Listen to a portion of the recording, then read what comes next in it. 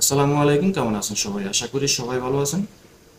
অনেকে জিজ্ঞাসা করেন যে সৌদি আরবের ভিজিট ভিসার জন্য বাংলাদেশের তাশির সেন্টারে পাসপোর্ট জমা নেয় কিনা বা অ্যাপার্টমেন্ট পাওয়া যায় কিনা, এই বিষয়ে অনেকে জিজ্ঞাসা করেন ইদানিং যাবৎ। তো এতদিন যাবৎ তাশির সেন্টারে ভিজিট ভিসার জন্য কোনো রকম পাসপোর্ট জমা নেওয়ার কোনো প্রক্রিয়া ছিল না বা চলমান ছিল না কাজ। তো এখন থেকে কিন্তু ভিজিট ভিসার জন্য পাসপোর্ট জমা নেওয়া শুরু করছে। সেটা আমরা আজকে জানতে পারলাম। তো যারা আমাদেরকে জিজ্ঞাসা করেন যে ভাই ভিজিট ভিসার জন্য পাসপোর্ট কবে থেকে জমা নেবে, একটু জানান। তো তাদের জন্য আজকের এই ভিডিওটা, আশা করি ভিডিওটা শেষ পর্যন্ত দেখবেন। তো তারা তাদের ওয়েবসাইটে, তাসিরের ওয়েবসাইটে এই যে নোটিশটা দিয়েছে, সেখানে বলা আছে যে, আমি প্রথমত বলে রাখি যে অনেকে জিজ্ঞাসা করে যে এই ওয়ার্ক পারমিট ভিসার জন্য পাসপোর্ট এই কীরকম জমা নেয়, সেখানে কি কোনো সীমাবদ্ধতা আছে নাকি, এই বিষয় নিয়ে কিন্তু আমি আর একটা ভিডিও দিয়েছিলাম, আপনারা সেই ভিডিওটাও দেখে আসতে পারেন। তারপরে এখানে আমি সংক্ষেপে বলি যে প্রত্যেকটা এজেন্সির নামে এখন এই 20টা করে পাসপোর্ট জমা নেয়, অর্থাৎ প্রত্যেকটা এজেন্সিকে 20টার উপরে ভিসা দিচ্ছে না। যদিও এই জিনিসটা আর থাকবে না, এটা ঠিক হয়ে যাবে, আনলিমিটেড নেওয়া শুরু করে দিবে। তবে সেটার জন্য আমরা একটু অপেক্ষা করতে হবে।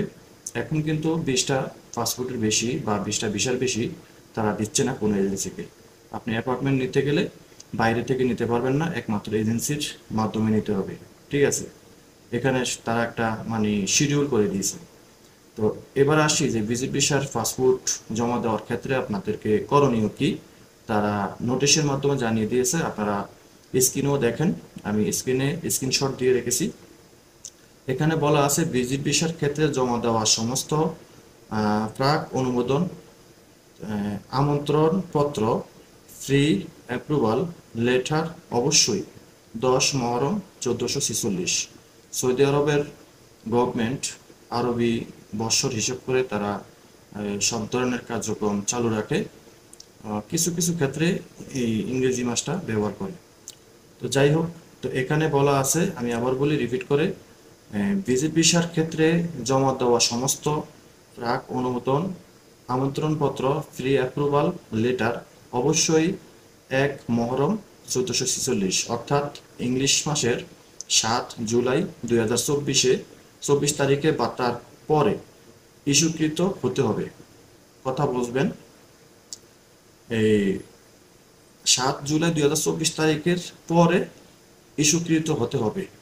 ঠিক আছে, এরপরে আছে 15 বছরের বেশি বয়সী সকল ভিজিট ভিসা আবেদনকারীদের আবেদনের সাথে বাংলাদেশ স্বরাষ্ট্র মন্ত্রণালয় কর্তৃপক্ষ কর্তৃক ইস্যুকৃত একটি সাম্প্রতিক পুলিশ ক্লিয়ারেন্স সার্টিফিকেট 20 আগস্ট 2024 তারিখে বা তার পরে প্রদান করতে হবে।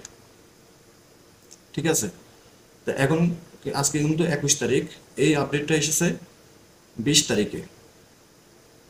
ঠিক আছে, তো এখানে আমি আরেকটু রিপিট করে বলি, আপনারা বোঝার সাথে আপনাদের, যে 15 বছরের বেশি বয়সী সকল ভিজিট ভিসা আবেদনকারীদের আবেদনের জন্য আবেদনের সাথে বাংলাদেশ স্বরাষ্ট্র মন্ত্রণালয় কর্তৃপক্ষ কর্তৃক ইস্যুকৃত একটি সাম্প্রতিক পুলিশ ক্লিয়ারেন্স সার্টিফিকেট 20 আগস্ট 2024 তারিখে বা তার পরে প্রদান করতে হবে। অর্থাৎ যে আগস্ট মাসের 20 তারিখের আগে হলে হবে না, আগস্ট মাসের 20 তারিখের পরে থেকে প্রদান করতে হবে। 20 আগস্ট 2024 তারিখে বা তার পরে প্রদান করতে হবে। সেখানে এটাও কিন্তু বলে দিয়েছে লাস্টে যে 20 আগস্ট 2024 তারিখে বা তার পরে প্রদান করতে হবে। যারা ভিজিট ভিসার জন্য জমা দিবেন তারা 20 তারিখের পরে, 20 আগস্টের পরে জমা দিতে হবে। যাই হোক, তো আশা করি বুঝতে পেরেছেন। তো ভিডিওটা যদি ভালো লাগে অবশ্যই লাইক কমেন্ট শেয়ার করে দিবেন, চ্যানেলটি সাবস্ক্রাইব করে রাখবেন, পাশে থাকা বেল আইকনটা অন করে দিবেন। যারা সৌদি আরবে আসেন তারা প্রয়োজনীয় প্রশ্নের উত্তরগুলো আমার চ্যানেলের ভিডিওর মাধ্যমে পেয়ে যাবেন। কমেন্ট করবেন, হোয়াটসঅ্যাপে ভয়েস দিবেন কিছু জানার থাকলে, বা কমেন্টও জানার চেষ্টা করতে পারেন। আর প্রবাসীদের প্রতি আমার একটা আকুল আবেদন আছে পার্সোনালি, সেটা হলো, আমরা জানি যে বর্তমানে বাংলাদেশের যে পরিস্থিতি, অর্থনৈতিক 10-এ নেমে গেছে। তো আপনারা অবশ্যই বৈধ পথে রেমিটেন্স পাঠাবেন, আমাদের দেশটাকে, স্বাধীন দেশটাকে সামনের দিকে ভালো কিছু করার জন্য সহযোগিতা করবেন। কারণ আমরা জানি যে আমরা যারা প্রবাসীরা আছি, আমাদের প্রবাসী রেমিটেন্সের বিশাল বড় একটা অংশ বাংলাদেশের যে যোগানটা দেয় সেটা হলো আমরা প্রবাসীরা বা আমাদের প্রবাসীদের রেমিটেন্স।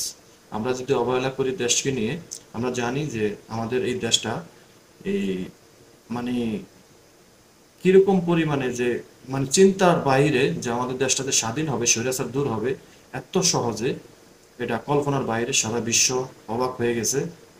তো এখন বর্তমানে যে আমাদের বাংলাদেশে যে পরিমাণ ঋণ রেখে গেছে স্বৈরাচার সরকার, তো এই ঋণটা কিন্তু আমাদের ঘাড়েই আছে, আমাদেরকে পরিশোধ করতে হবে, আমাদের এই ভ্যাটের টাকা দিয়ে পরিশোধ করতে হবে। তো এই প্রবাসী ভাইদের প্রতি আমার পার্সোনালি আকুল আবেদন, দয়া করে আপনারা হুন্ডিতে টাকা পাঠাবেন না, রেমিটেন্সের মাধ্যমে টাকাটা পাঠান, যেন আমাদের বাংলাদেশের অর্থনৈতিক যোগানটা সচল থাকে। কারণ আমরা সবাই জানি যে বাংলাদেশের অর্থনৈতিক যোগানের বড় একটা অংশ হলো আমাদের রেমিটেন্স। ঠিক আছে? তো যাই হোক, বাকিটা আপনার ব্যক্তিগত চিন্তা ভাবনা। কারণ আমরা অবশ্যই চাইবো না যে আমাদের দেশটা এই অন্যান্য কোনো একটা দেউলিয়া দেশের মতন হয়ে যাও। কারণ আমাদের দেশটা কিন্তু এখন এই মুহূর্তে আমরা নিজেরাই পরিচালনা করতে হবে। কারণ কথায় আছে যে দেশ আমাদের মা, কিন্তু কখনো কখনো দেশ আমাদের সন্তান হয়ে যায়। আর সেই সন্তানকে নিরাপত্তা দেওয়ার জন্য আমাদের অনেক কিছু করণীয় আছে। সবাই ভালো থাকবেন, দেখা হবে অন্য কোনো ভিডিওতে। আল্লাহ হাফিজ।